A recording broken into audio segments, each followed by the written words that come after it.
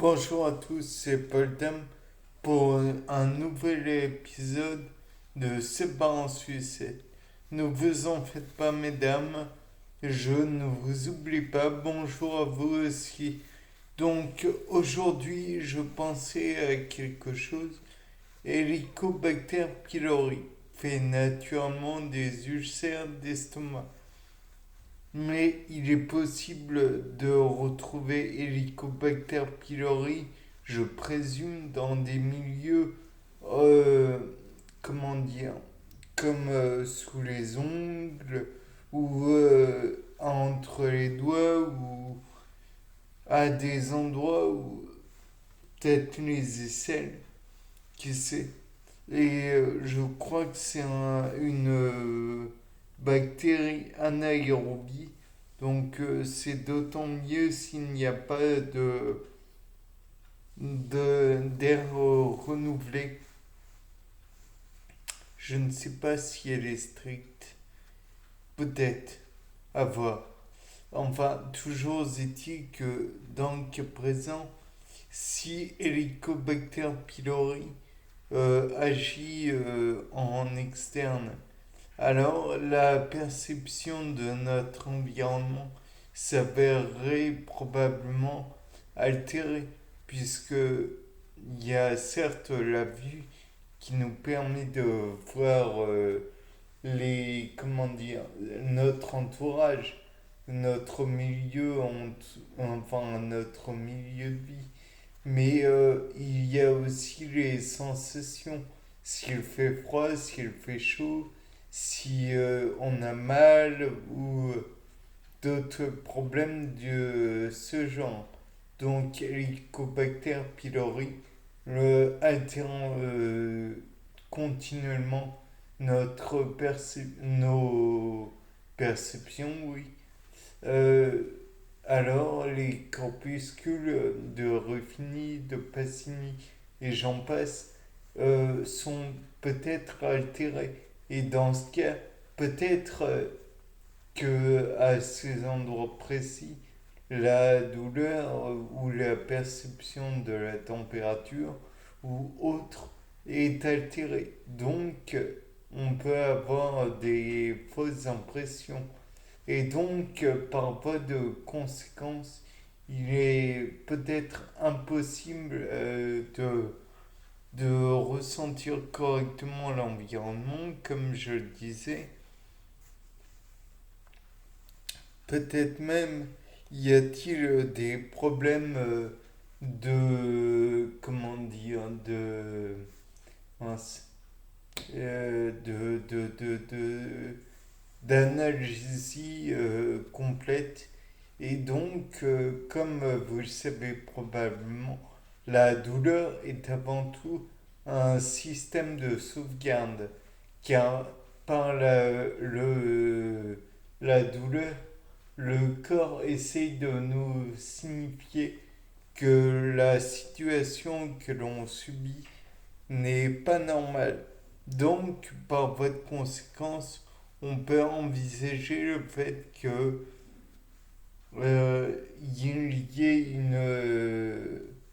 il n'y ait pas de douleur puisqu'on est continuellement soumis à ceci, donc il n'y a pas de problème. Donc le problème, comme je viens d'en parler, n'est pas détecté. Et donc, par votre conséquence, on risque de décider rapidement et sans s'en rendre compte. Et pour des raisons qui auraient pu être, comment dire, stoppées sans problème. Bien sûr, il y a le fait que on puisse percevoir la douleur, la blessure, une plaie ou que sais-je encore. Et donc, le réflexe qu'on aura, c'est par exemple si ça se passe au niveau des ongles, d'aller voir un spécialiste. Mais le problème quand ça se passe au niveau des ongles, c'est qu'on est tout de suite euh, attiré par la facilité à savoir se faire mal se, ou ne pas y aller tout court et puis se dire ça va passer, ça va passer. Et puis finalement, ça ne passe pas. De plus, on va se dire que la salive va aider à la, comment dire, à la à résoudre le problème. Donc on va mettre ses mains à la bouche, mais le problème c'est que les mains, euh, utiles comme elles sont, on les utilise pour absolument tout et n'importe quoi. Et il est possible d'avoir d'autres, comment dire, d'autres problèmes en plus de Helicobacter pylori qui pourrait lui encore faire des ulcères dans la bouche. Mais là n'est pas la question. Bien qu'un ulcère à la gencive, je n'ai pas trop envie de voir ce que ça donnerait. Ou un ulcère à la langue qui pourrait se s'empirer à tel point qu'il faille amputer de la langue. Ce qui serait à nouveau gênant puisque la langue permet de percevoir quelque,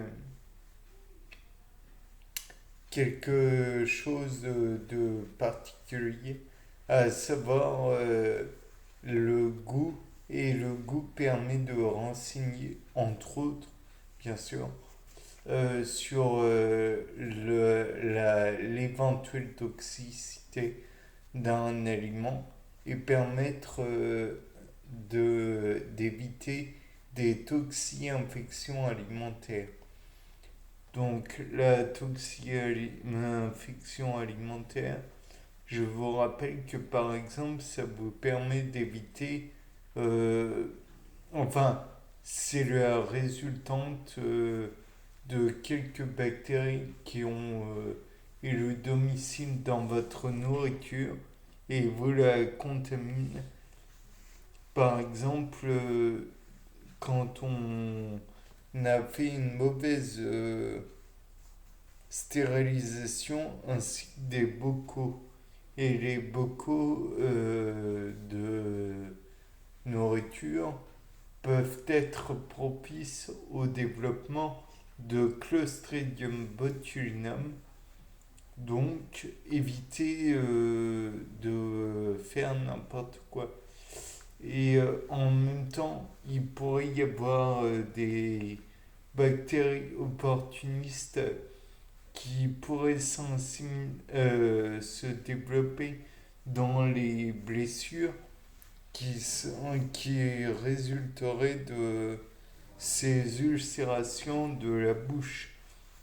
De plus, rappelons que nous ne sommes pas tous fumeurs, mais qui fument du tabac, j'entends, mais il y en a quand même quelques-uns. Et un ulcère avec